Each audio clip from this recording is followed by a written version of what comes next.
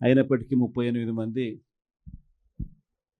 నిఠారుగా నిలబడ్డారు అని చెప్పడానికి గర్వపడతా ఉన్నా.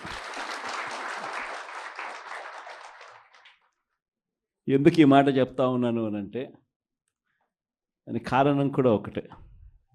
ఇన్ఫ్యాక్ట్ ఏ కార్పొరేషన్ చూసుకున్నా, ఏ మున్సిపాలిటీ చూసుకున్నా, రాష్ట్రంలో ఉన్న ఏ జెడ్పీటీసీ పరిధిలో ఉన్న ఏ మండలం తీసుకున్నా, అటు ఎంపీపీలైనా కానీ, అటు జెడ్పీటీసీలైనా కానీ, సర్పంచ్లైనా కూడా, ఏది తీసుకున్నా కూడా ఎన్నికలు అయిపోయిన తర్వాత 3 సంవత్సరాల తర్వాత లోకల్ బాడీ ఎన్నికలు జరిగితే అటువంటి ఎన్నికల్లో ఈ రకమైన రిజల్ట్స్తో రాష్ట్రమంతా క్లీన్ స్వీప్ చేసిన పరిస్థితి వైఎస్ఆర్సీపీ ప్రభుత్వం, మన ప్రభుత్వం.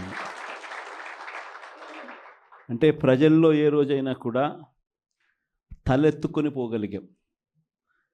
ప్రజలకు ఎన్నికల మేనిఫెస్టో అని చెప్పి ఏదైతే ఎన్నికల వేళ మనం ఏదైతే ఇచ్చామో, చూపించామో, ఏదైతే చూపించి మనం ఓట్లు అడిగామో, ఆ ఎన్నికల మేనిఫెస్టోలో 99% హామీలను నెరవేర్చి ప్రతి నెల ఏ పథకం అమలు చేస్తూ ఉన్నామో బడ్జెట్ ప్రవేశపెట్టే రోజే సంక్షేమానికి సంబంధించిన క్యాలెండర్ కూడా రిలీజ్ చేస్తూ, ఇదిగో ఈ నెల ఈ పథకం, ఇదిగో ఈ నెల ఈ పథకం, ఇదిగో ఈ నెల ఈ పథకం అంటూ క్రమం తప్పకుండా ప్రతి సంవత్సరం ఎక్కడా కూడా ప్రజలకు నష్టం జరగకుండా, ఇబ్బందులు పడకుండా, క్రమం తప్పకుండా ఇచ్చిన ప్రభుత్వం ఏదైనా ఉంది అని అంటే అది దేశ చరిత్రలో ఒక వైఎస్ఆర్సీపీ ప్రభుత్వం మాత్రమే అని చెప్తాను. వైఎస్ఆర్సీపీ అన్న పార్టీ నిజంగా ఒక విలువల కోసం నిలబడిన పార్టీ. నా దగ్గర నుంచి మొదలెడితే ప్రతి కార్యకర్త కూడా, ప్రతి గ్రామ స్థాయిలో ఉన్న కార్యకర్త కూడా కాలర్ ఎగిరేసుకొని ఇది నా పార్టీ అని చెప్పి గర్వంగా చెప్పుకునే, వాళ్ళకి ఏదైతే మనం చెప్పామో అది చేసి చూపించిన తర్వాతనే మనం ఓట్లు అడిగి గెలిచాము. కాబట్టి ప్రజల దగ్గర ఏ రోజు మన విలువ తగ్గల. కానీ ఎన్నికలైన 9 నెలలు కూడా తిరక్క మునిపే ఈరోజు ఏ తెలుగుదేశం పార్టీ కార్యకర్త కూడా గడప గడప అంటూ ప్రజల ఇళ్లకు వెళ్ళే పరిస్థితి ఏ ఒక్కరికి కూడా లేదు, ఎమ్మెల్యే దగ్గర నుంచి కార్యకర్త దాకా. కారణం, ఏ గడపకు వెళ్ళినా కూడా వీళ్ళు ఎన్నికలకు ముందు ఇచ్చిన వీళ్ళ మేనిఫెస్టో సూపర్ 6లు, సూపర్ 7లు ప్రజలు వీళ్ళకి ఇలా చూపించి, ఆ ఇంట్లో నుంచి ఒక చిన్న పిల్లాడు బయటకు వస్తాడు, నా 15,000 ఏమైంది అని అడుగుతాడు.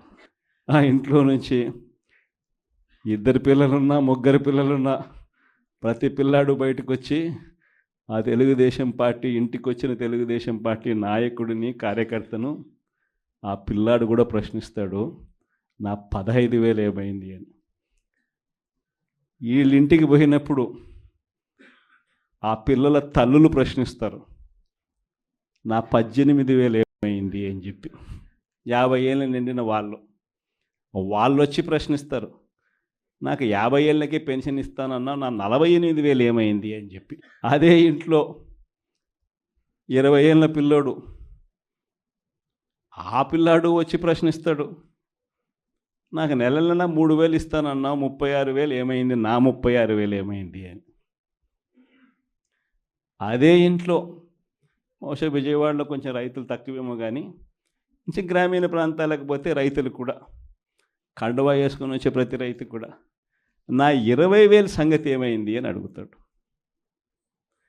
ఇలా ఏ ఇంటికి వెళ్ళినా కూడా తెలుగుదేశం పార్టీ నాయకులకు కానీ, కార్యకర్తలకు కానీ ప్రజలకు సమాధానం చెప్పుకోలేని పరిస్థితుల్లో వాళ్ళు ఉన్నారు. ఎన్నికలప్పుడు ఏదైతే మాట చెప్పాడో ఆ రోజేమో మేము చెయ్యకపోతే మా కాలర్ పట్టుకోండి అని అన్నాడు. మరి ఈరోజు ప్రజలు కాలర్ పట్టుకుంటారేమో అని చెప్పి భయపడి రెడ్ బుక్ రాజ్యాంగం నడుపుతూ ఉన్నారు.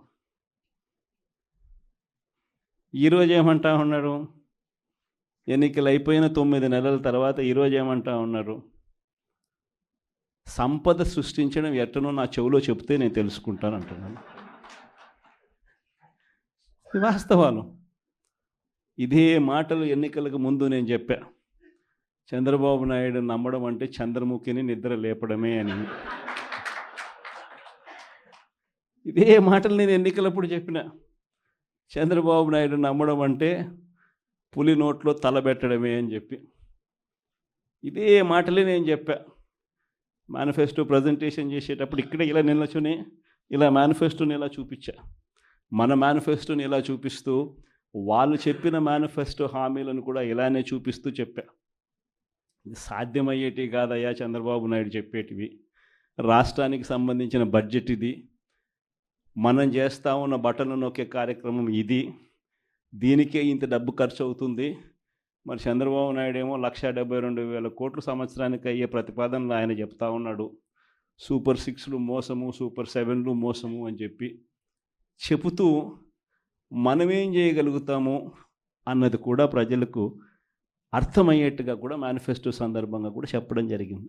ఈ రోజుకు నేను చెప్తా ఉన్నా, ఓడిపోయాం పర్వాలా, ప్రతిపక్షంలో కూర్చొని ఉండం అది పర్వాలా, మళ్ళీ రీలు వెనక్కి తిరిగి మళ్ళీ అదే రోజుకు మళ్ళీ తిరిగి వెళ్ళి కనీసం ఇలా జరుగుతుందని తెలుసు కదా ఇప్పుడు ఎలా చెప్తావు అని చెప్తే మళ్ళీ ఆ రోజు వచ్చినప్పుడు ఇదే విధంగానే మళ్ళీ చెప్తా.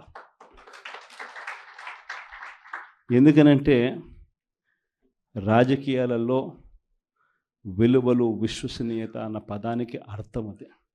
ఎన్నికలు ఎప్పుడొచ్చినా కూడా అదే విలువలు, అదే విశ్వసనీయత అన్న ఒకే ఒక్క పదం మీద మళ్ళీ వైఎస్ఆర్సీపీ మళ్ళీ అఖండ మెజారిటీతో మళ్ళీ గవర్నమెంట్. కానీ ఈసారి ఫామ్ చేసినప్పుడు మాత్రం ప్రజలకు చంద్రబాబు నాయుడు నైజం పూర్తిగా అర్థమైపోతుంది. కాబట్టి మనల్ని మళ్ళీ 30 ఏళ్ళు అక్కడే కూర్చోబెట్టే విధంగా కూడా ప్రజలు ఖచ్చితంగా అడుగులు వేస్తారన్న నమ్మకం నాకుంది. ఎందుకంటే ఈరోజు ఒకవైపున ఇచ్చిన హామీలన్నీ కూడా పక్కకి వెళ్ళిపోవడం అన్నది ఒక ఆస్పెక్ట్ అయితే, రెండో ఆస్పెక్ట్ ఏమిటి అని అంటే ప్రతి వ్యవస్థ నిర్వీర్యం అయిపోయింది. చంద్రబాబు నాయుడు గారి ప్రభుత్వం రాక మునుపు మన ప్రభుత్వం ఉండేది. మళ్ళీ మన ప్రభుత్వంలో ఎలా ప్రతిదీ కూడా ఎలా పగడ్బందీగా ఎలా జరిగింది, చంద్రబాబు నాయుడు ఎందుకు చేయలేకపోతున్నాడు, ఈ చర్చ ప్రతి ఇంట్లోనూ కూడా జరుగుతూ ఉంది. ప్రతి పథకము కూడా ట్రాన్స్పరెంట్గా, పారదర్శకంగా ప్రతి ఇంటికి చేర్చే పరిస్థితి నుంచి ఈరోజు అన్ని కొలాప్స్. కేవలం 9 నెలలు. ఒకవైపున వ్యవస్థలన్నీ కొలాప్స్, మరోవైపున ఏది చూసినా స్కామే. ఏ గ్రామంలో చూసినా బెల్ట్ షాపులు. ఎమ్మెల్యే దగ్గరుండి ఆక్షన్ పాడిస్తూ ఉన్నాడు. 2 లక్షల 3 లక్షల నీ ఇష్టం.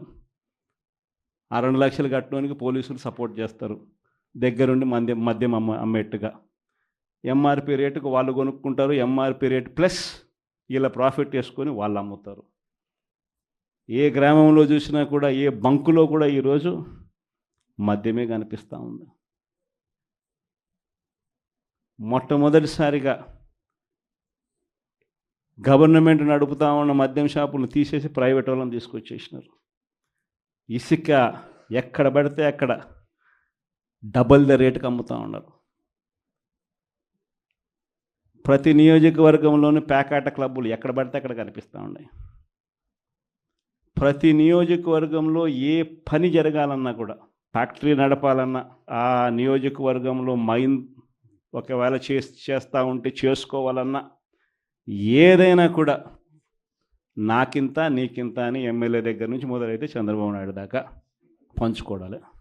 ఇవన్నీ కూడా ఏ స్థాయిలో జరుగుతూ ఉన్నాయనంటే, నిజంగా ఈరోజు వైఎస్ఆర్సీపీ పార్టీ కానీ, వైఎస్ఆర్సీపీ ఎమ్మెల్యేలు కానీ ఈరోజు నిజంగా చాలా మంచోళ్ళ కింద కనిపిస్తూ ఉన్నారు ప్రజలకు. ఆ స్థాయిలో కేవలం 9 నెలల కాలంలోనే ఇంత దారుణంగా పడిపోయినాయి.